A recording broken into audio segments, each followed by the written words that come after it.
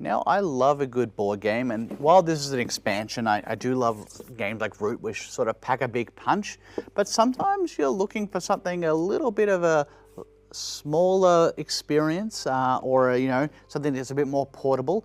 And to talk about small box games, I've got a friend of the show, Mike.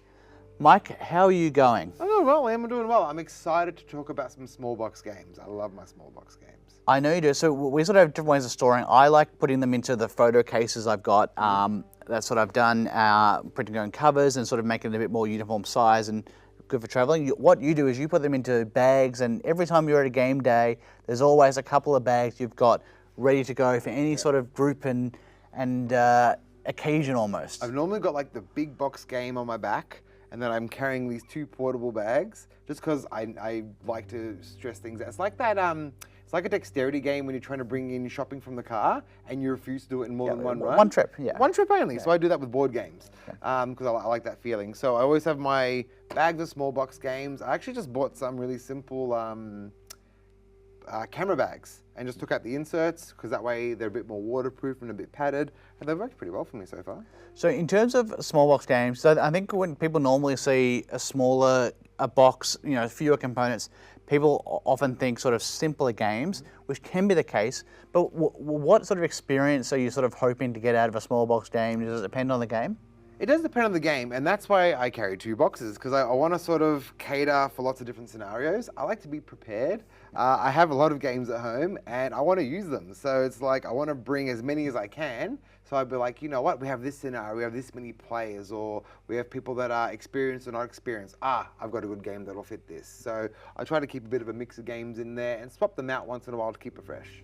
So is that part of the appeal of small box games, is you can have almost a curated collection in one bag? Obviously, we want more games than that. We want more games. Yeah. But like, for example, can you show us one of the bags and sort of what sort of experiences and what sort of games are in there? Let's bring out a bag. Yeah, so this is one of my camera bags, and this is some of the games I have in the collection. So I have a lot.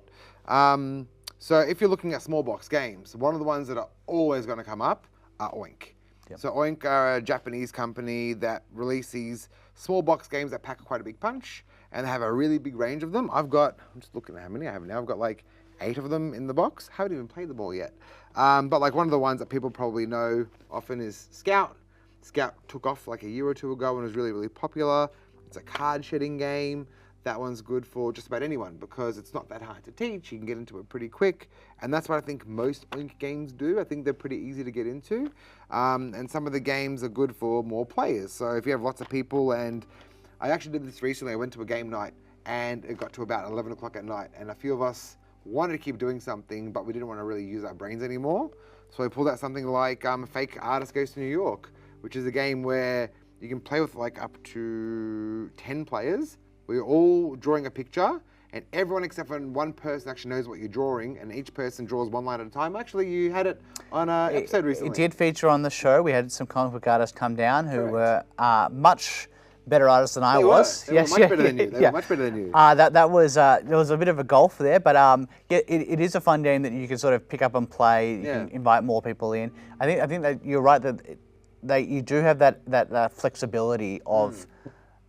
You've got what, like almost 15, 20 games in there. If we go over it quickly, so I've got a couple trick takers, I've got card shedding games, I've got sort of games that involve drawing in here.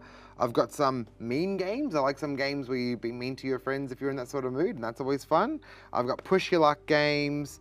I've got some really simple games that are really good for people who are very new to the hobby. I've got some bluffing games? Bluffing games, which I love as well. So there's something that's kind of enjoyable for anyone. If I'm playing games with gamers and we want to play something light, or I'm playing games with new people to the hobby, there's something in here that I can pull out and teach reasonably easy, whether it's at the start of the night, at the end of the night, in between your bigger games. There's usually something to go for, also, it's a nice thing. As I said, we both have large collections in just one bag. And there's a great thing to have for having lots of options, which is what you have in this bag. But you could have a really fun, varied game night with just this bag alone. 100%. Especially with the Oink games. They're so small, but some of them really give you a really good satisfaction as well. Something like this one here, Startups. Startup's a really good little economic sort of game that still goes really quickly, but I think gamers tend to enjoy this one a bit more because it's got a bit more strategy to it and a bit more going on in it. So just because they're small games doesn't mean they're super easy and super simple. They can have a bit more depth to them. My favorite at the moment, I looked around Japan for this one, Dro Polta. Have you played this one yet? I have not. It's a dexterity game where you have there's 5 different pieces that you hold in one hand and you flip a card and you have to get the pieces out of your hand without using your other hand. So you're there trying to fumble it, like trying to pull out one coin out of a bunch. Okay, yep. And then when you are the first person to achieve it, you pick up a ghost and your points are little tiny bells. And the bells you put into your hand. And they become more annoying when you're trying to get the other things out. And if you drop a bell, you lose the point altogether. And so it's very frustrating because you typically will get up to 4 points and then start dropping your points and losing them all together. So your points are just going up and down the whole time. It's a nice little catch-up mechanic. It's so annoying. But fun. Yeah. Well, the thing is, we've gone through this bag. It's exciting. We've got another whole We have bag. another bag. Yeah, let's look at have the a other bag. look. Let's look at the other bag. So let's have a look here. So this one, I sort of put some of my slightly larger games in there. Yep. And The larger small box games. Yep. And some of these are a bit better as well. So if we're going over them, I think one of my all-time favorite get to know you games for new people, games for gamers, is this guy over here, Bellradi. This is the second edition of it, I think. There was a small box initially that's hard to get. But this game is just a bunch of artwork cards, really. And have you played this with me before? Yes, at the Are You Okay to Play that you hosted. There you go. Yep. And it's just a really good conversation game. It's hard to explain, but it's people cooperating to stop the evil Bellradi from getting counterfeit art into a museum. So it's a really good conversation that gets people talking. So when I've got a new group of people together or I'm meeting people, I like to pull this out because you start to get a bit of an insight into how people think and their sense of humor and what goes on in their brain. And some of the things that have come out of this game and some of the moments that I've had from this game have been definitive in my gaming experience, and they've been really amazing. Got some games from Australian designers in here. I do, where we're looking So silver and Phil Walker gold. Harding. Phil Walker Harding, of course, which is a little flip. Oh, it's opening up. That's right. Pull it out. We'll leave that there. It's a flip and write game, so that's another sort of genre we have. We have some more dexterity games that I got from Japan.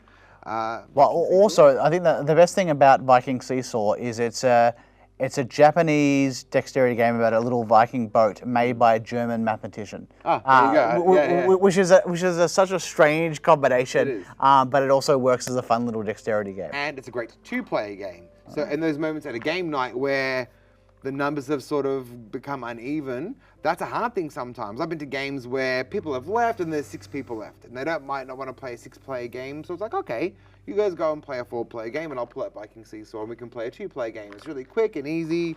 That's the thing. Some of these games have longer and shorter lengths. Yeah, Matthew Dunstan's Next Station Absolutely. Tokyo. Next Station Tokyo. Another Phil Walker Harding over here. Archaeology, which has been a favorite of mine for a long time.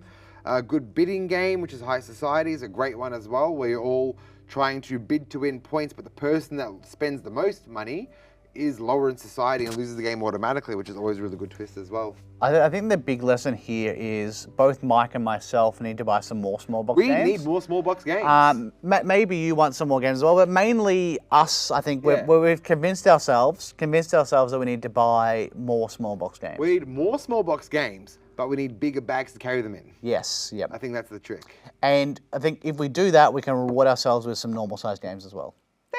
They're okay too. Yeah. Yeah. Fantastic.